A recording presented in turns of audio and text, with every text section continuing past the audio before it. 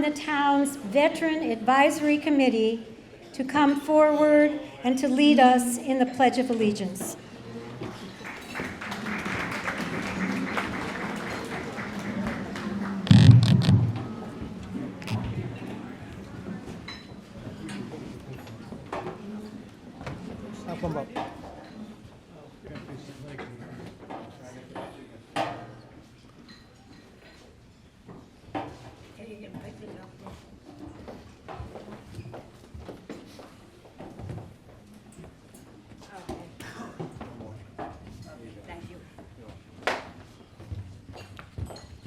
Welcome, everybody. Before we start, I want to have one moment of silence for the people in Ukraine. Thank you. I all missed you last year, but I'm here this year.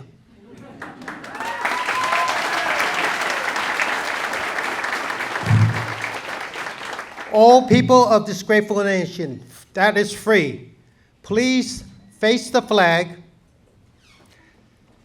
and put your hand over your heart, and all veterans say the Pledge of Allegiance with me. I pledge allegiance to the flag of the United States of America and to the republic for which it stands, one nation, under God, indivisible, with liberty and justice for all. Anna Scott.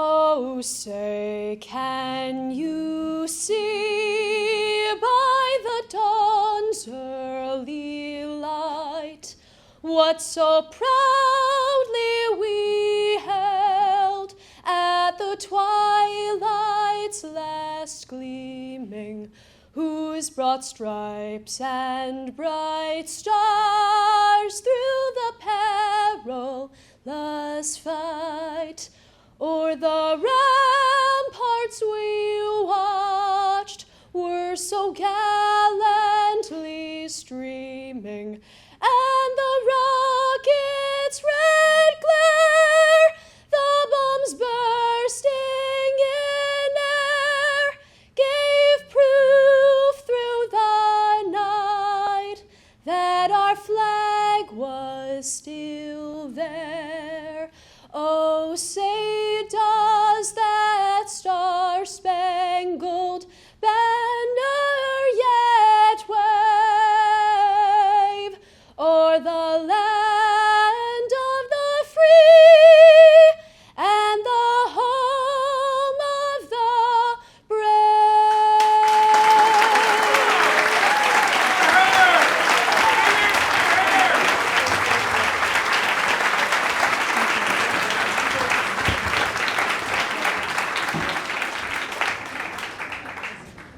Many of you have been with us in the past for lunch. Some of you have just joined us for the Supervisor's address. On behalf of the League of Women Voters of Port Washington, Manhasset, I welcome you. I'm Amy Bass. I'm chair of the luncheon, and I say from our league, we are delighted to have such a wonderful turnout.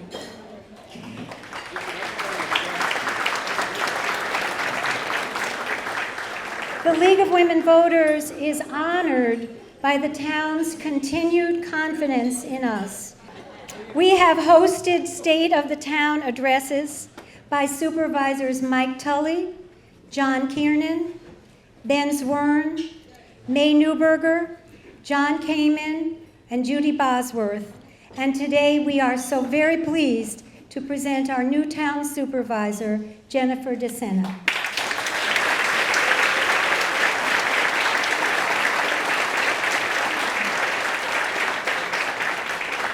Before the supervisor begins, I have some remarks too.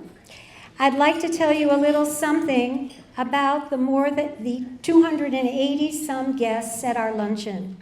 We have many elected officials, of course, as well as representatives from many of the town's departments, most of whom are on this side of the room. But you may be wondering, who else is here? Well, we are honored to welcome superintendents of school from communities throughout North Hempstead, as well as school trustees and education leaders. We welcome library trustees and library leaders. We welcome the Port Washington Police Department.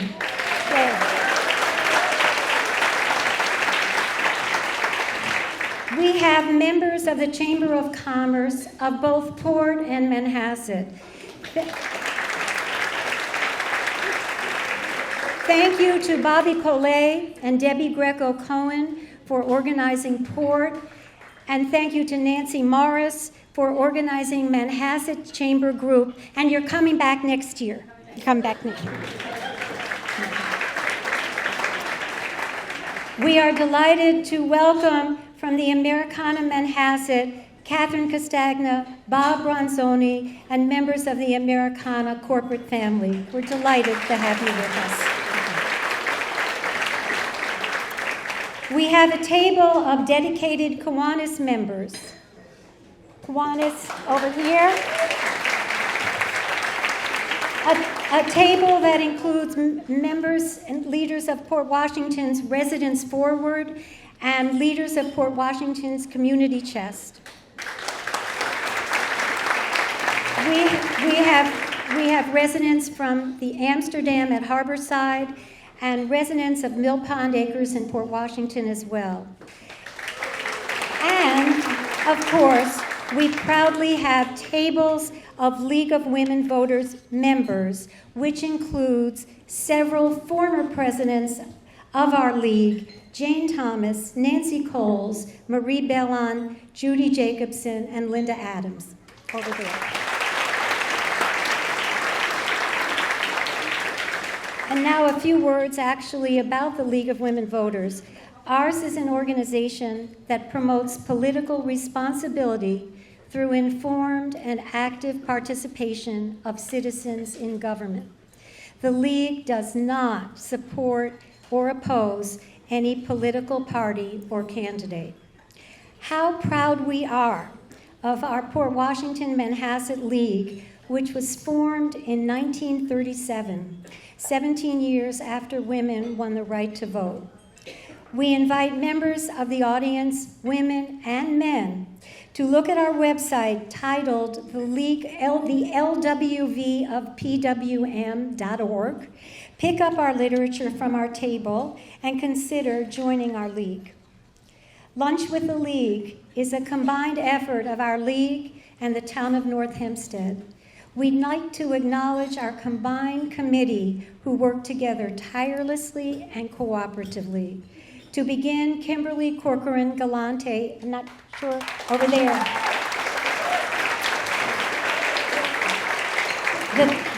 The town's devoted and hardworking Commissioner of Community Affairs, and her staff, including Stephanie Heaney and Julie Chen, who have worked with us every step of the way,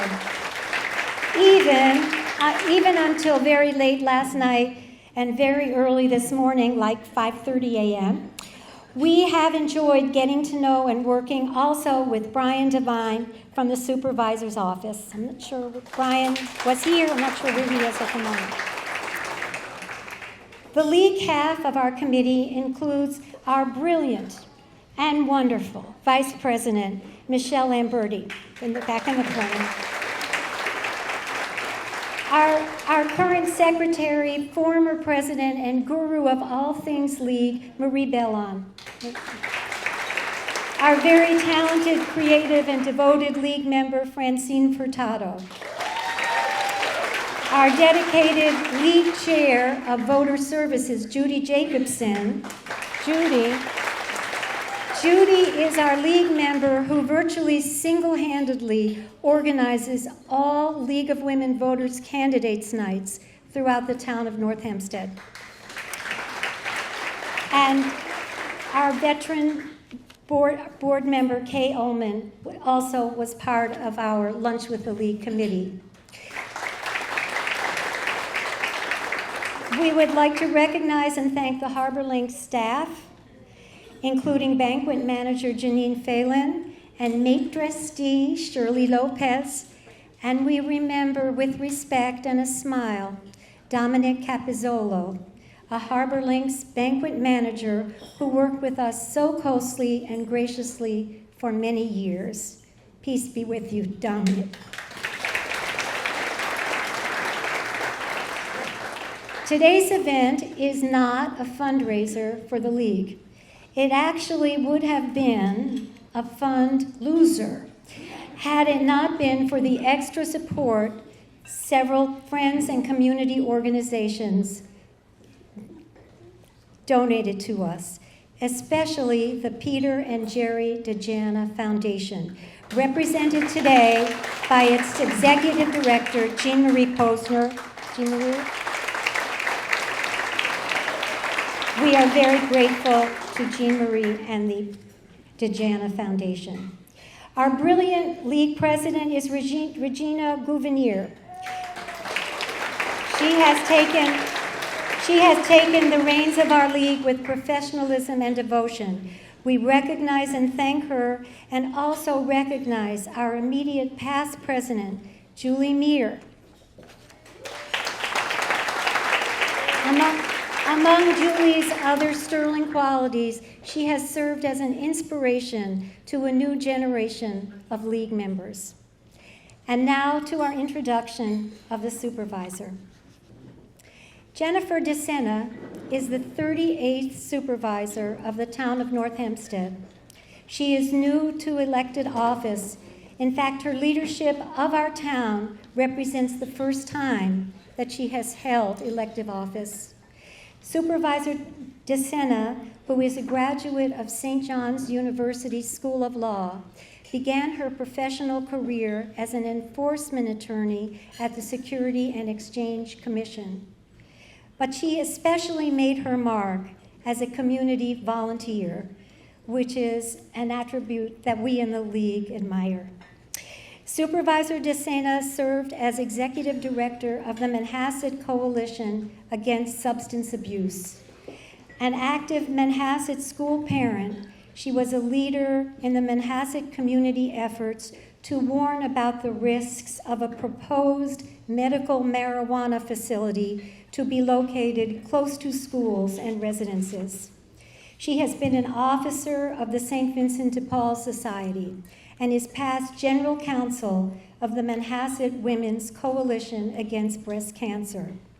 In 2020, Supervisor Desenna was chosen for the town of North Hempstead's May W. Newberger Women's Roll of Honor.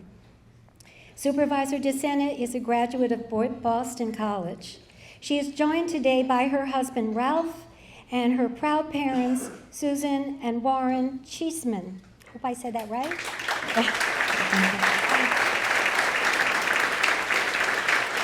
And now, ladies and gentlemen, please join me in welcoming Supervisor Jennifer Desenna.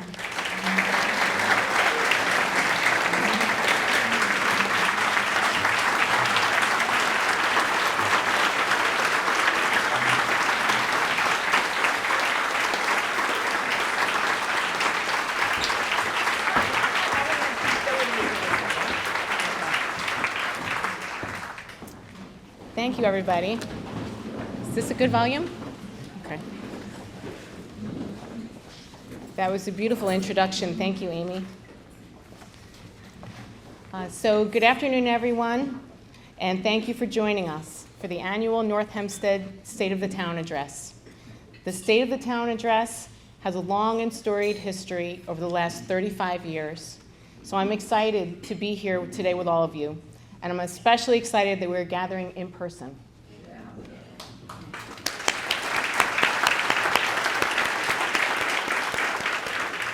First, I'd like to thank the League of Women Voters for all their hard work and dedication to make sure that today's event went off without a hitch. Planning an event like this and adapting to our new normal is no easy task. So thank you to President of the League, Regina Gouvenier, Luncheon Chair, Amy Bass, and her talented team, Michelle Lamberti, Francine Furtado, Judy Jacobson, and Marie Bellin. Let's have a round of applause for them, an amazing job they did.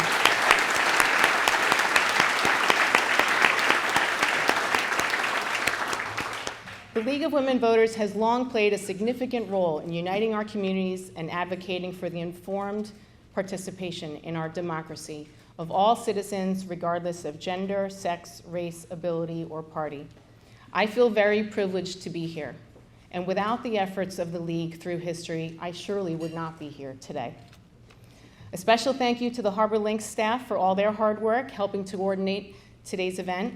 Also a special shout out to Kim Corcoran Galante and her talented staff for making today's event a reality.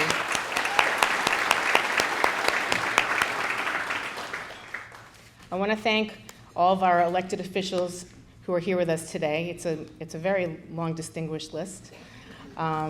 Starting with our town board, Councilmember Peter Zuckerman, Councilmember Dennis Walsh, Councilmember Veronica Lurvy, Councilmember Marianne Delamonte, Receiver of Taxes Charles Berman, and Town Clerk Ragini Srivastava.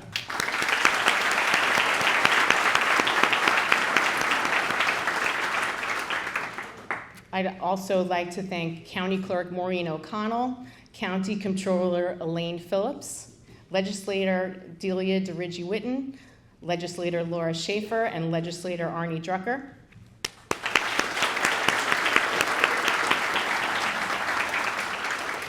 It really takes a village, and we have a lot of mayors here who are working hard for our villages. So thank you to the Mayor of Baxter Estates, Nora Hagenson, Mayor Flower Hill-elect, Randall Rosenbaum, and Trustee Frank Genesi, Mayor Manorhaven, Jim Avina, Mayor of North Hills, Marvin Naddis, Mayor of Old Westbury, Edward Novick, Mayor of Plandome Heights, Ken Rasica, Mayor of Plandome Manor, Barbara Dono, Mayor of Port Washington North, Bob Weitzner, Mayor of Roslyn Harbor, Sandy Quenzel, and Mayor of Williston Park, Paul Ebar.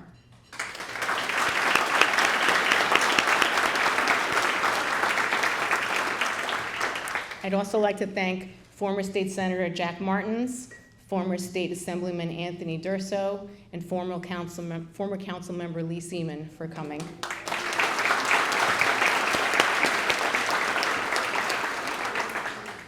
And we have representatives of Governor Kathleen Hochul, Andrew Mulvey, representing State Comptroller Tom DiNapoli, Michael Caplice, and representing State Senator Anna Kaplan, Sabare Same.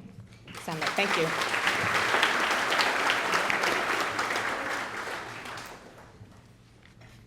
Okay, so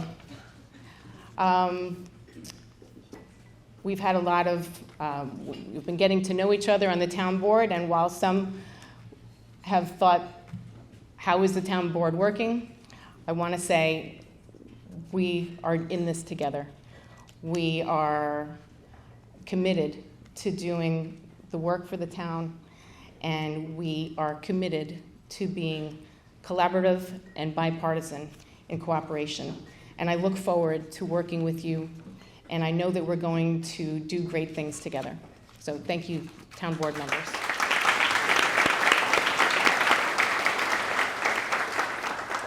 The town board collaborates with colleagues in other levels of government, as well as our many local mayors, special district commissioners, school superintendents, school board members, and union leaders, all of whom contribute in different ways to help make the town of North Hempstead such a special place. So thank you all for your collaboration.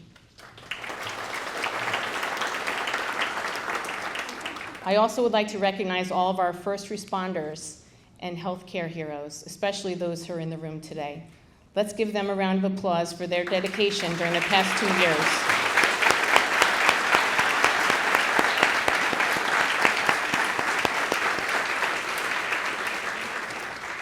I'd like to acknowledge that March is still Women's History Month.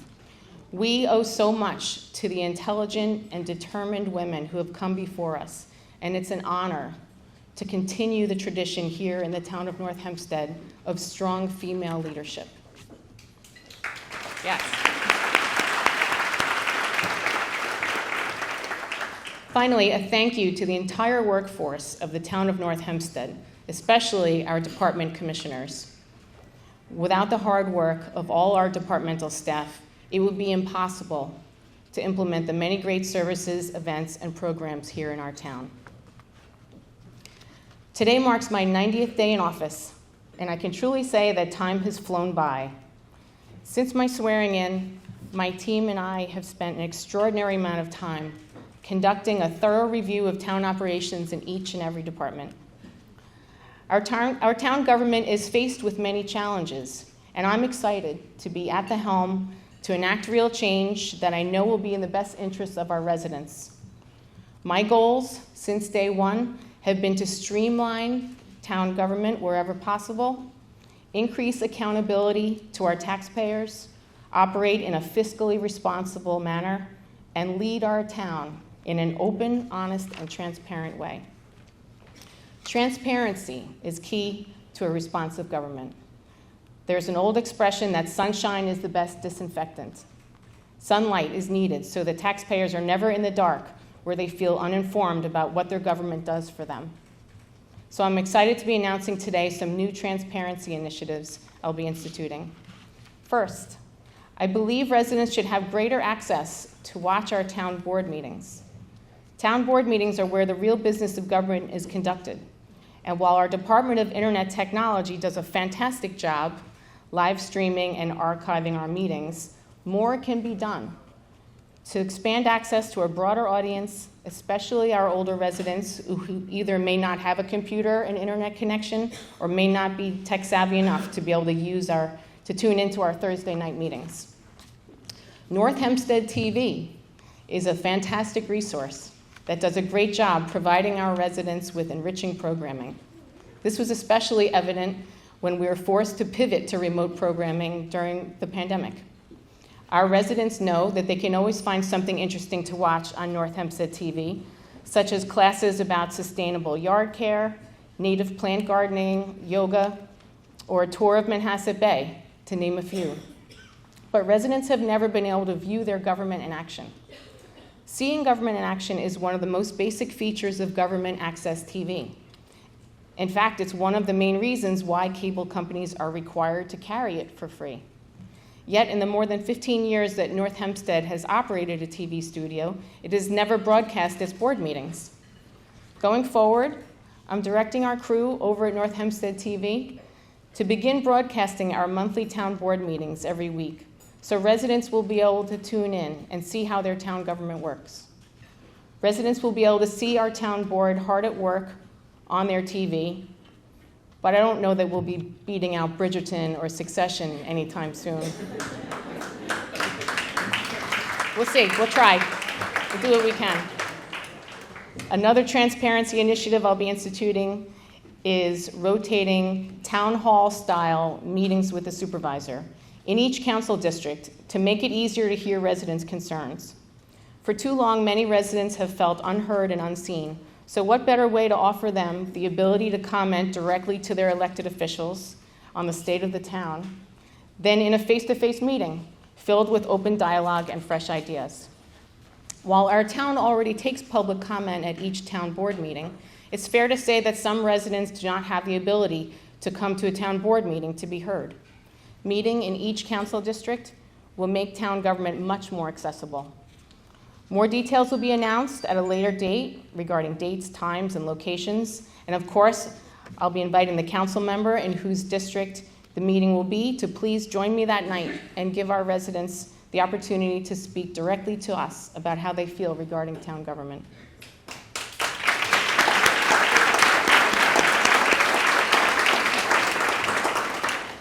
As many of you know, although this is my first elective office, I have long been active in my local community through my work as the executive director of the Manhasset Coalition Against Substance Abuse. During my time as executive director of CASA, I worked passionately to educate and empower parents to protect their families from the risks of alcohol and other drugs. I worked to establish the student leadership teams and set Connect youth clubs at Manhasset High School, to teach leadership and improve mental health, and collaborated with the school's guidance department to teach warning signs of depression and suicidal ideation. I've dedicated the last few years to reducing the illegal and underage use of alcohol, tobacco, prescription, and other drugs.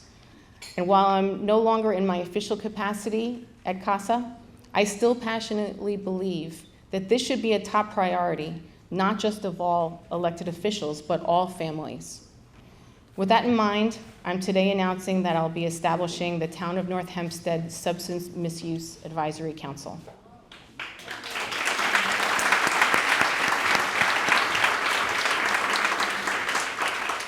Substance misuse is preventable. Yet just over the last year alone, we've lost over 100,000 people to drug overdoses and another 100,000 to alcohol misuse.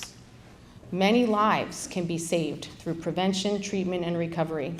And I believe not only is the town able to do something to help the problem, but that we have a moral obligation to do so. There will also be an expanded role by our disability and veterans advisory committees within my administration.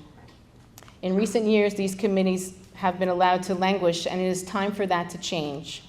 Stella Spinakos, a great friend and co-founder of the Nicholas Center right here in Port Washington, recently invited me to celebrate her Diversity in Business Award from Long Island Business News. At the ceremony, we took these statements heard to heart. Diversity and inclusion should be viewed as leverage, not compliance.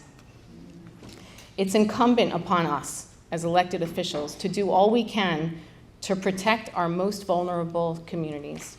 And I plan to work extensively with the Disability and Veterans Advisory Committees to listen to their input on ideas important to those they represent and work together to make our communities more diverse, inclusive, and equitable.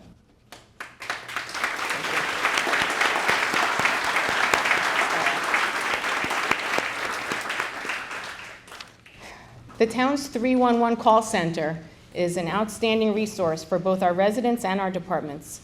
A well-run department filled with personable and affable employees who go above and beyond to make sure our residents' questions are answered. Our 311 call center is the envy of many other towns on Long Island. During times of emergency, our call center is open day and night so that residents who need to reach us can do so. In 2021, 311 answered 176,510 calls. While that's an astounding number in and of itself, I'm also proud to report that during the next week, we project that our 311 call center will answer its 2.5 millionth call.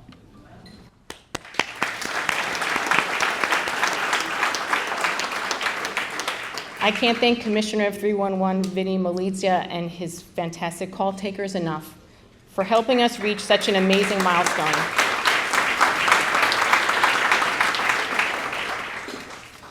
The town's animal shelter is another excellent resource here in North Hempstead, and 2021 was a great year for them as well.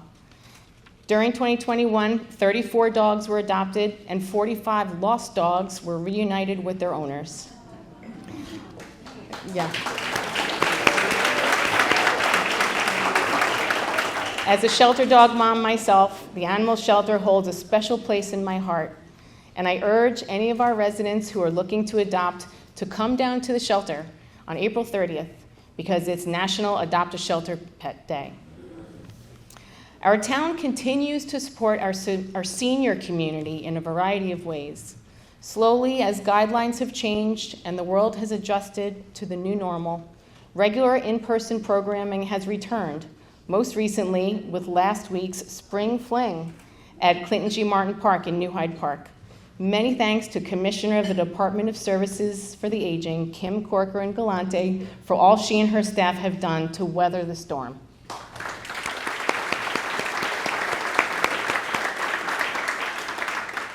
Project Independence currently has almost 16,000 registered members. Just last week, the first in-person Project Independence advisory meeting in 2 years took place, and it was my honor to be there and speak to the passionate nurses and social workers who provide invaluable communication and assistance to our North Hempstead seniors so they can comfortably age in place and stay in their homes. Yes. Project Independence. Phase 1 of the North Hempstead Beach Park renovation project is currently underway, and it entails critical infrastructure work that will protect the Esplanade and beachfront park from future flooding and erosion. while improving the quality of park experience through the creation of a living shoreline. I'm happy that after many years of public participation, planning, and design, the town is finally making this investment for the future of the park, making sure that this will be a place where families will be able to continue to make memories for generations to come. I want to thank Congressman Swazi for recently securing $1 million for the first phase of the renovation project. This is a significant portion of funding, and it's in addition to the previous $1 million of funding already secured from New York State. Additionally, I'm excited to announce that Senator Chuck Schumer has secured funding for 2 more projects in the town, including $480,000 for the Newcastle Community Building Renovation Project and $656,000 to help fund senior transit buses.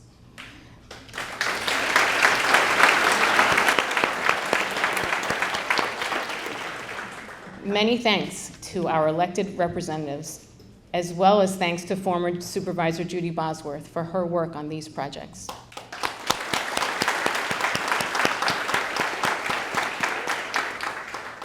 Now for a few more items of note.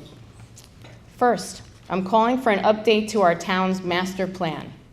For those who may not be familiar with what a master plan is, a master plan identifies and addresses the diverse needs of our communities when it comes to decisions affecting quality of life, sustainability, and delivery of services for our residents.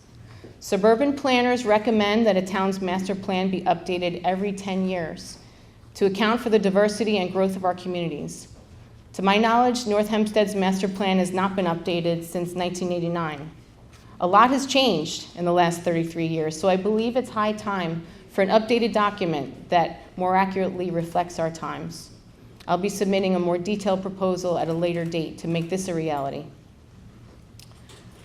Next, as my team and I continue to assess all aspects of town governmental operations in preparation for submitting my first town budget, I'm announcing today that we will prioritize town investments in critical infrastructure in 2022 and beyond. One of the town's primary responsibilities is to repair and maintain critical infrastructure, such as our roads and sewers. But for too long, these have taken a back seat to other competing interests and have sometimes been neglected to the point of nearly falling into a state of disrepair. Consider a neighboring municipality of comparable size, such as the town of Oyster Bay. In 2021, over $20 million was budgeted for road resurfacing. Compare that to the town of North Hempstead, where only $4 million was set aside in the 2021 adopted capital plan for road resurfacing. That's woefully inadequate, and it's clear that our priorities must shift. In my first 90 days in office, I've heard from countless residents that they're unhappy with the state of our roads. And I'm proud to announce that road repair and reconstruction in the town of North Hempstead will be made a greater priority going forward in future budgets.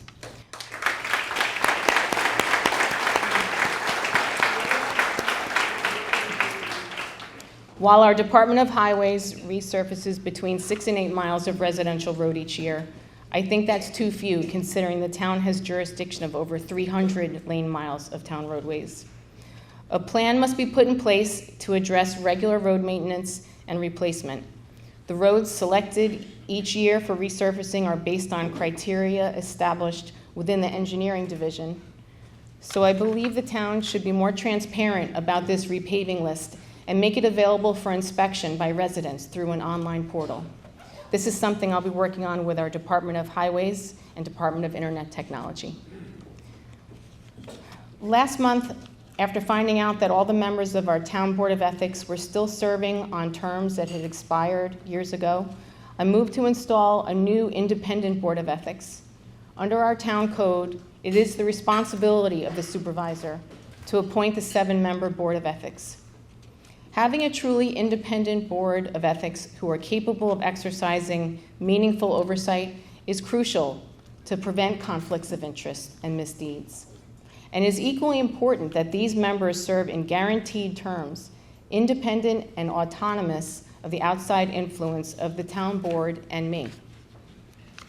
After taking feedback from my fellow board members into account, I'm happy to report that at tonight's town board meeting, 7 nominees will be considered. These nominees represent the geographic diversity of our community, as well as gender, religion, and ethnic diversity, which is paramount to the formation of any town commission or appointed board.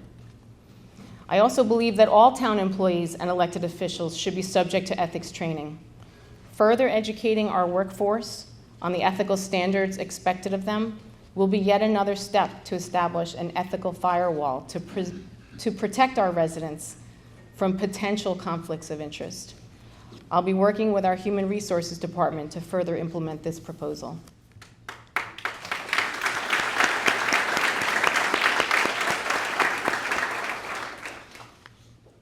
This past week, I announced the first in a series of reforms aimed at transforming the oft-maligned building department. After a thorough review of the department's operations, my team and I have identified a provision buried deep within the town's code that has bogged down departmental operations, created needless and legally questionable interference, and shifted accountability away from our trained professionals in the building department. This provision of town code gives individual town board members and the town supervisor a 5-day window to offer comments on and even overrule the building commissioner's decision regarding expedited permit applications in their district. If the recommendations of the council member are contrary to the recommendation of the trained professionals in the building department, according to town code, the opinion of the town board member is final. This is an unheard of level of power for individual town board members over the determination of an expedited permit application. Over the last 5 years alone, the building commissioner's decision to deny an application has been overridden on 56 occasions. This provision is a slippery slope, as it essentially could make getting a permit not a matter of how valid your application is, but a matter of who you know, or even worse, how politically connected you are. As elected officials, it's extremely important that we avoid all impropriety or even the appearance of impropriety. As it stands now, this arrangement under Chapter 2, Section 10 is legally improper and leaves the door wide open for potential corruption, favoritism, and the development of a pay-to-play atmosphere to ensure the approval of an expedited application. It must go. If we're to begin to rehabilitate the building department, we must first get our own house in order. It's taken many years to create these problems, and it will undoubtedly take some time to undo them as well. Other towns on Long Island don't have provisions even remotely like this. I can confidently say this because during our research into this subject, when my team spoke to building departments from neighboring municipalities, they were met with shock and disbelief that this was actually in the town code in North Hempstead. I'm proud to announce that at tonight's town board meeting, the board will be considering a resolution I've introduced to set a date for a public hearing next month to amend this chapter of the code and strip this provision from it. My proposed local law will not only do away with this legally questionable power that has been granted to the supervisor and town board members, but will also streamline the process for an expedited permit by mandating that the building commissioner process the application within 7 days of receiving it, whereas previously there was no set deadline.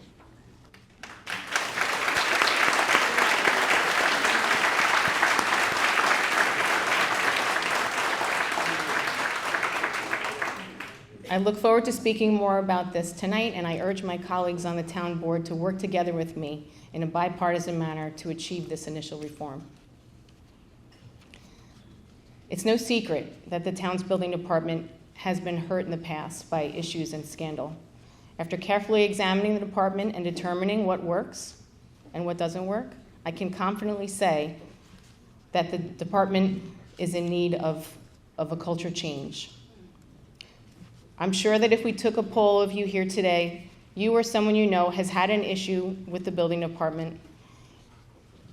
It's become synonymous with the slow pace of government.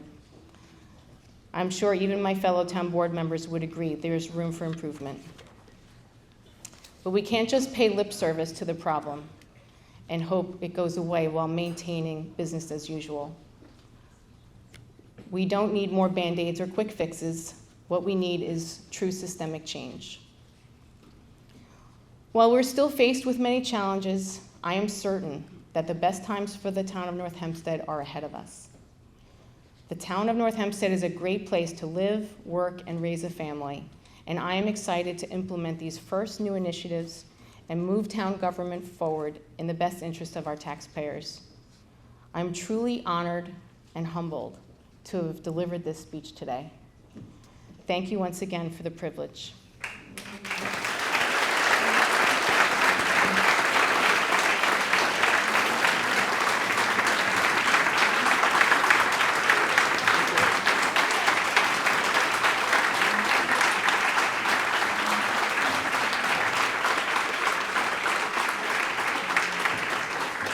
Thank you. And I have, of course, my grand finale is, may God bless you, your families, the town of North Hempstead, and the United States of America.